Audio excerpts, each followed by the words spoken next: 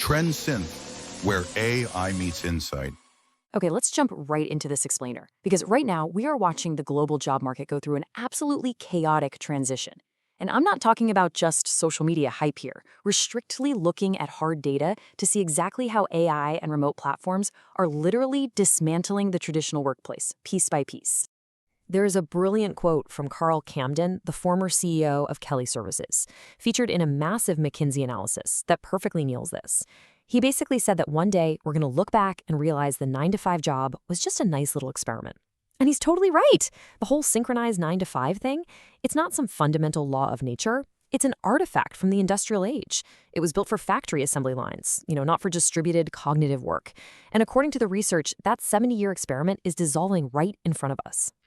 But that actually brings us to a really fascinating paradox, and I want you to keep this question in the back of your mind as we go through this. Is the 9-to-5 actually dying, or is it just mutating into something else? Because as we're going to see, escaping the physical office doesn't necessarily mean escaping corporate control. Sometimes those new chains are just digital. So here is the agenda for how we'll untangle all this. We're going to cover 1. The demise of the 9-to-5. 2. Automating the remote workplace. 3. The rise of bossware. 4. Enter the solo unicorn. And finally, adapting to skill graphs. All right, section 1, demise of the 9-to-5, or the end of synchronized labor. To really get why this time-based model is failing, we have to look at how we got here. It wasn't an accident. Way back in 1938, the Fair Labor Standards Act officially codified the traditional 9-to-5. Then, boom, 2020 hits. The pandemic forces this massive, immediate shift to remote work, totally shattering that idea of physical co-presence. By 2023, generative AI goes mainstream and just completely scrambles traditional workflows. Now, looking ahead to 2030, the World Economic Forum is projecting massive structural workforce displacement. We are talking about a profound macroeconomic evolution here, moving away from paying for time and towards paying for outcomes. Moving on to section 2. Automating the remote workplace and solving the friction. Now, when the physical office basically died overnight, it took all our structural cues with it, and that created a ton of new friction. But AI tools are stepping up to literally replace those old architectural walls. Think about the backlog of async communication. Now you've got tools like Alfred doing email triage. Or what about all those undocumented meeting decisions that used to just vanish into the ether? AI tools like Fathom and Fireflies are creating automatic records. Even stuff like time zone gaps and fragmented deep work blocks are being handled by smart calendar systems like Reclaim AI, while Notion AI acts as a central team brain. These tools aren't just doing tasks faster, they are actually becoming the infrastructure that the physical office used to provide. But we can't ignore the visceral global stakes of this transition. 92 million. That's a staggering number. According to the World Economic Forum, 92 million jobs globally are going to be displaced by 2030 because of this shift. Just to put that into perspective, we are talking about a 22% structural churn of all formal employment on the planet. Which brings us to section 3, the rise of bossware, the dark side of flexibility. You see, as soon as companies lost their physical line of sight on their employees, total corporate panic set in. And the data proves it. Right now, a whopping 78% of companies use some form of employee monitoring software, compared to just 22% that don't.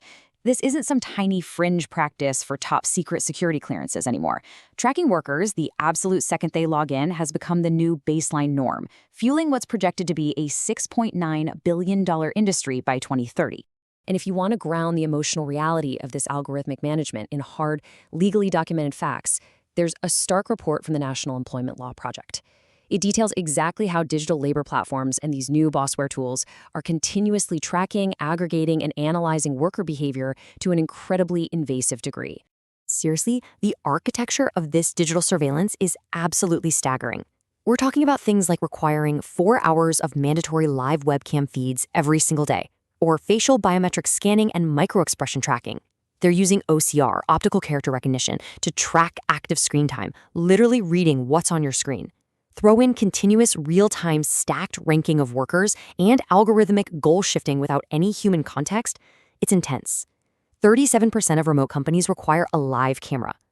They're basically building an inescapable digital panopticon where you feel watched every single second. But here's the ultimate irony, and it was perfectly captured in a case study involving the tech firm HCL. When you measure knowledge workers purely by how much they wiggle their mouths, you create the ultimate productivity paradox. Workers actually ended up logging 2 extra hours a day, but their overall productivity declined by up to 19%. Why? Well, because people are smart, right? They adapt. The data showed that 49% of people simply faked being online. They were basically putting on a digital theater production instead of doing meaningful work. All right, Section 4. Enter the solo unicorn, escaping the algorithm. So how exactly are workers fighting back against this? Smart solopreneurs are evolving from traditional freelancers into what we call AI solo agencies. A traditional freelancer just sells their personal time, right? They need to add human headcount if they want to scale, which means growth is strictly linear. But an AI solo agency, they sell automated outcomes. They use a network of digital tools to capture enterprise-level revenue. So they operate with the market presence of a giant enterprise, but it's just one person orchestrating AI. They become solo unicorns. And this dynamic is creating a massive economic boom, $1.5 trillion. That is the gig economy's current contribution to the US economy. And baked right into that number, we're seeing a crazy 68% year-over-year boom in fractional executives. These are senior leaders who are using AI leverage to guide multiple companies part-time, completely sidestepping all that corporate red tape and surveillance. Let's head into Section 5, adapting to skill graphs and the enterprise evolution. Look, if all the top talent is fleeing these rigid, surveilled structures, massive companies really have no choice but to evolve. Forward-looking enterprises are finally ditching the surveillance model. They're moving away from rigid, static org charts that rely on presence-based monitoring, and they're adopting dynamic skill graphs. By using AI-powered platforms like Eightfold AI and Gloat, they're shifting to outcome-focused talent matching. Instead of tracking your mouse movements, the AI analyzes actual skills and seamlessly deploys distributed, asynchronous talent to the exact agile projects that need them. So, what does this all mean for you? How do you survive this transition? Based on research around the Nobel Prize-winning concept of creative destruction, we're currently in a 10 to 15-year structural disruption gap.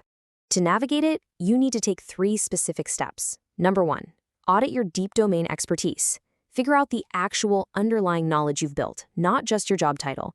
Number 2, learn 3 to 5 intersecting AI tools specific to your niche.